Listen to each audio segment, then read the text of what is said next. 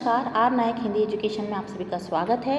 आज हमारे अध्ययन का विषय है जीवनी लेखन। तो चलिए इसके बारे में हम जानते हैं। और एक बात बता दें, यदि हमारी वीडियो पसंद आए तो लाइक और सब्सक्राइब करें, हमें मोटिवेट करें। ठीक है, तो जीवनी लेखन होती क्या है इसके बारे में हम जानते हैं, उसकी प्रमुख विशेषता और प्रमुख जीवनीकार के बारे में हम थोड़ा सा अध्ययन करते हैं। तो देखिए, इसमें फिर से परिभाषा आया है, तो परिभाषा हमें नहीं बतानी है, ये प्रस्तावना है, तो गलती से हो गया है वो। ठीक है, तो देखिए, जीवनी वह साहित्यिक विधा है जिसमें किसी अन्य व्यक्ति के जीवन का विस्तृत वर्णन किया जाता है। उसमें उस व्यक्ति के जन्म, शिक्षा, संघर्ष, उपलब्धियां, विचारों और व्यक्तित्व का समग्र चित्र प्रस्तुत किया जाता है।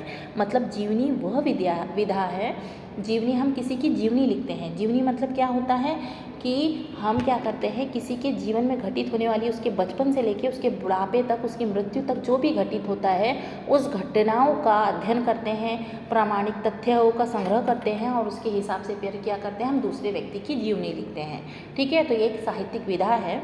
देखिए, तो जीवनी वह साहित्यिक विधा है जिसमें किसी अन्य व्यक्ति के जीवन का विस्तृत वर्णन किया जाता है। उसमें उस व्यक्ति के जन्म, शिक्षा, संघर्ष, उपलब्धियां, विचारों और व्यक्तित्व का समग्र चित्र प्रस्तुत किया जाता है। जीवनी जीवन के सत्य और इतिहास को यथार्थ के साथ प्रस्तुत करने की कला है। इसमें अभिव्यक्ति को इस ढंग से प्रस्तुत किया जाता है जिससे पाठकों का मनोरंजन भी हो सके। मतलब किसी व्यक्ति की जीवनी को थोड़ा रोचक तरीके से प्रेजेंट करके हमारे सामने प्रस्तुत किया जाता है कि वो एक प्रेरणा भी दे, उसको उनकी जीवनी को पढ़ने के बाद हमें कुछ प्रेरणा मिले, कुछ मोटिवेशन मिले और हम अपने लक्ष्य तक पहुँचे। ठीक है, तो ऐसी बोरिंग यदि जीवनी रहेगी तो कोई व्यक्ति पढ़ना नहीं चाहेगा। तो किसी व्यक्ति की जीवनी को रोचक तरीके से, उसके जो घटना परिघटना होती है उसको रोचक तरीके से प्रस्तुत किया जाता है और जीवन में कुछ ना कुछ मोटिवेशन या प्रेरणा देने का प्रयत्न किया जाता है। देखिए, जीवनी किसी अन्य लेखक के द्वारा लिखित विशिष्ट व्यक्ति का जीवन वृत्त होता है।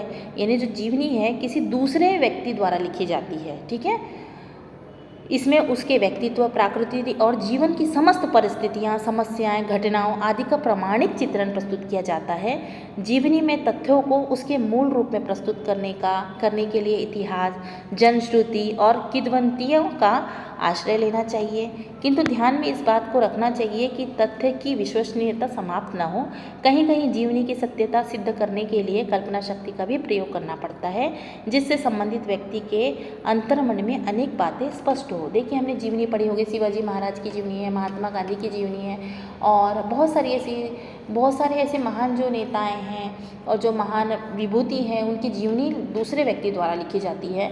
पर उस जीवनी को लिखने के पहले क्या करते हैं, जो भी है जन स्रोतों में जो भी उनके बारे में कथा है, किंवदंतियाँ है ना, उन सबको एकत्रित किया जाता है, इतिहास के प्रमाण लिए जाते हैं और फिर उसको प्रस्तुत किया जाता है। पर प्रस्तुत करते समय ये ध्यान में रखा जाता है कि उसकी सत्यता पे किसी भी तरह की आँच ना आए। ठीक है, उसको थोड़ा सा मनोरंजन के लिए थोड़ी तोड़ मरोड़ तो कर सकते हैं, परंतु उसकी सत्यता में आँच नहीं आने देते हैं। ठीक है ना, तो हमने बहुत से बड़े बड़े नेताओं के बारे में देखा होगा, जैसे अम्बेडकर जी की जीवनी है, महात्मा गांधी जी की जीवनी है, सबके जीवन की जीवनी है।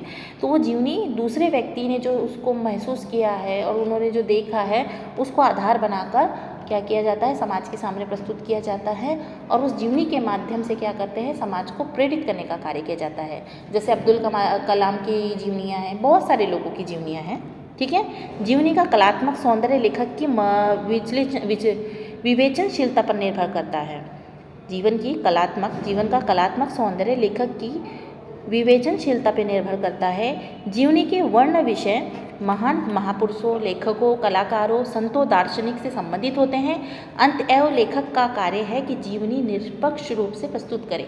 कि जो भी व्यक्ति जीवनी लिखता है ना, तो उनसे ये उम्मीद की जाती है कि जिस व्यक्ति के बारे में लिखा जा रहा है उसके बारे में सत्य लिखा जाए और पूरे तथ्यों की छानबीन करके उसको फिर लिखा जाए। क्योंकि जो जीवनी लिखी जाती है वो सत्य तथ्यों के आधार पर ही लिखी जाती है और कि जो जीवन में आगे लोगों को प्रेरित करे, प्रेरणा दे और जो महान व्यक्ति है वो किस तरह से उनके जीवन संघर्ष से उन्होंने अपने लक्ष्य को प्राप्त किया, उन सब की जानकारी हमें प्राप्त हो। देखिए, जीवनी लेखन की प्रमुख क्या विशेषता होती है, ये दूसरे व्यक्ति पर आधारित होती है, क्योंकि जीवनी जो होती है वो दूसरे व्यक्ति द्वारा लिखी जाती है, पर आत्मकथा खुद के द्वारा लिखी जाती है, ठीक है ना। लेखक स्वयं नहीं लिखता बल्कि किसी अन्य व्यक्ति उसकी जीवनी लिखती है। तथ्यात्मकता होती है, क्योंकि दूसरा व्यक्ति लिख रहा है तो तथ्यों को इकट्ठा करता है और उसमें प्रमाणिक जो सत्य है उसको उनको और उस घटनाओं को और पूरे सारे जो भी उनके तथ्य सत्य जो भी मिलते हैं, एविडेंस मिलते हैं, उसको एकत्र करके फिर वो उनकी जीवनी लिखते हैं, ठीक है। वास्तविक घटनाओं और प्रमाणों पर आधारित होती है। कर्मबद्धता, क्रमबद्धता, जीवन की घटनाएं कालक्रम के अनुसार प्रस्तुत की जाती है। वस्तुनिष्ठता होती है, मतलब लेखक को निष्पक्ष रहकर उस व्यक्ति का चरित्र चित्रण करना पड़ता है, मतलब मक्खन पॉलिश नहीं करना पड़ता है। किसी व्यक्ति के बारे में लिख रहे हैं तो मक्खन पॉलिश नहीं करना पड़ता है, वो जैसे हैं उसको वैसे ही लिखना पड़ता है, ठीक है। प्रेरणादायक स्वर रहते हैं, क्योंकि महान व्यक्तियों की जीवनी पाठकों के क्या करती है, प्रेरित करती है, तो उनकी ऐसी विशेष घटनाओं को आधार बनाकर लिखा जाता है कि वो समाज को प्रेरित करे। समाज और समय का चित्रण किया जाता है कि उस समय किस तरह का समाज था और किस तरह का समय था, किस तरह की परिस्थिति थी और किस तरह की संस्कृति सभ्यता थी, उन सबको भी आधार बनाकर जीवनी लिखी जाती है, ठीक है। तो देखिए, प्रमुख जीवनीकार कौन कौन से हैं, जैसे कलम का सिपाही है तो अमृत राय द्वारा रचित है ये प्रेमचंद्र के जीवन पर आधारित है। उनके पुत्र ने अमृत राय ने ये जीवनी लिखा है।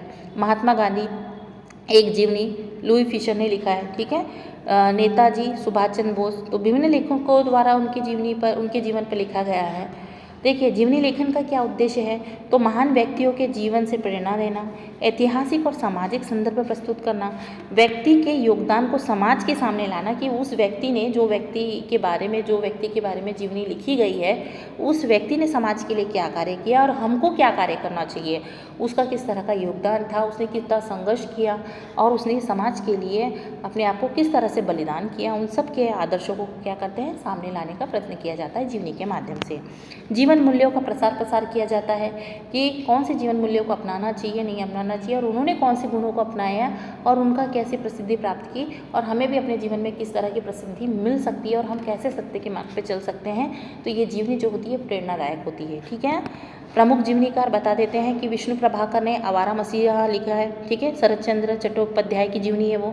अमृत राय ने, मैंने पहले ही बताया, कलम का सिपाही जो प्रेमचंद्र की जीवनी है। रामविलास शर्मा ने निराला की साहित्य साधना, ठीक है ना, कि निराला जी के जीवन चरित्र के बारे में पूरा लिखा है। शांति जोशी ने सुमित्रा नंदन पंत है जीवन और साहित्य। जगदीश चंद्र माथुर ने इन्होंने जीना जाना, ठीक है, और 12 प्रसिद्ध व्यक्तियों का चरित्र लेख लिखा है, ठीक है। तो और शिव प्रसाद सिंह ने उत्तर योगी और श्री अरविंद ऐसे करके जीवनी लिखा है। तो ये हिंदी साहित्यकारों की जीवनी के बारे में बताया गया है। तो आपको आशा करते हैं कि इस जीवनी विधा के बारे में आपको जानकारी प्राप्त होगी, और जानकारी यदि अच्छी लगी हो तो लाइक और सब्सक्राइब करें, हमें मोटिवेट करें और एक मैसेज करें। धन्यवाद।